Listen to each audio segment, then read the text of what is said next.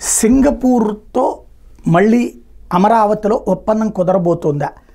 తాజాగా ఆంధ్రప్రదేశ్ ప్రభుత్వము సింగపూర్తో టాక్స్ ప్రారంభించిందంటే చర్చలు ఏదైతే సీడ్ క్యాపిటల్ ప్రాంతానికి సంబంధించి డెవలప్మెంట్ అంశానికి సంబంధించి వాస్తవంగా ఇక్కడ గుర్తుపెట్టుకోవాల్సినటువంటి అంశం, సింగపూర్ ప్రభుత్వం కనుక చేస్తానంటే అభ్యంతరం లేదు. కానీ సింగపూర్లో ఉన్నటువంటి కంపెనీల కన్సార్టియం, క్రిందసారి ఏదైతే ఈశ్వరన్ వాళ్ళ కన్సార్టియం వచ్చి అదే సింగపూర్ ప్రభుత్వంతో ఒప్పందం అన్నాం. సింగపూర్లో రూల్ ఏంటయ్యా అంటే, అక్కడ ఏ సంస్థ అయినా సరే మన దేశంలో ఏదన్నా పనికి ఒప్పుకోవాలంటే, కాంట్రాక్ట్ తీసుకోవాలంటే అక్కడ ప్రభుత్వ అనుమతి తీసుకోవాలి. అది ప్రభుత్వపు అనుమతే కానీ ప్రభుత్వంతో ఒప్పందం కాదు. సింగపూర్ ప్రభుత్వం నేరుగా భారతదేశంలోనో ఆంధ్రప్రదేశ్లోనో తను డైరెక్ట్గా ఈ పని చేసి పెడతానని చెప్పట్లా.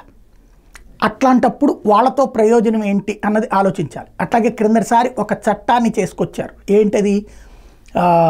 వాళ్ళతో ఒప్పందం రద్దు అయితే కనుక 2 రెట్లో 3 రెట్లో పరిహారం ఇవ్వాలని, దానికి తోడుగా ఇంగ్లాండ్ కోర్టులలో దానికి సంబంధించిన కేసులు తప్పించి ఇక్కడ కోర్టులో విచారణ కుదరదని, అట్లాగే వాళ్ళకి 1600 ఎకరాల స్థలం ఇచ్చేసి వాళ్ళ ఇష్టం వచ్చినటువంటి రేటుకి అమ్ముకునేటట్టు, మనకు అందులో కొంచెం డబ్బులు వచ్చేటట్టు, అట్లాంటి స్థితి అక్కర్లేదు. సింగపూర్ వాళ్ళకి అంత సీన్ లేదు. వాళ్ళు అయితే గీతే కన్సల్టెన్సీ లాగా వ్యవహరించి మనకి సంస్థలని పరిచయం చేస్తారు ఇక్కడికి. దానికి ఏదైనా కమిషన్ ఇస్తే పర్లేదు, అవసరమైతే రాయల్టీ ఇస్తే బాగుంటుంది. కానీ వాళ్ళ చేతికి మన భూమిని అప్పచెప్పేసేసి వాళ్ళు డిసైడ్ చేసేసి వాళ్ళకి మనం పరిహారాలు చెల్లించేటటువంటి పాత తరహా ఒప్పందాలు మంచిది కాదు.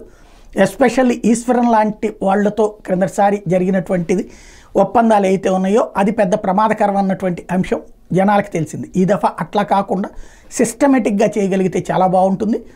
అసలు సింగపూర్ ప్రభుత్వంతో మనకు కావాల్సింది కేవలం ఏ కంపెనీలు ప్రపంచంలో కావాలనుకుంటున్నాయో వాళ్ళని తీసుకురావడానికి వాడుకోవాలి తప్పించి వేరే దానికి సింగపూర్ని వాడడం అనవసరం.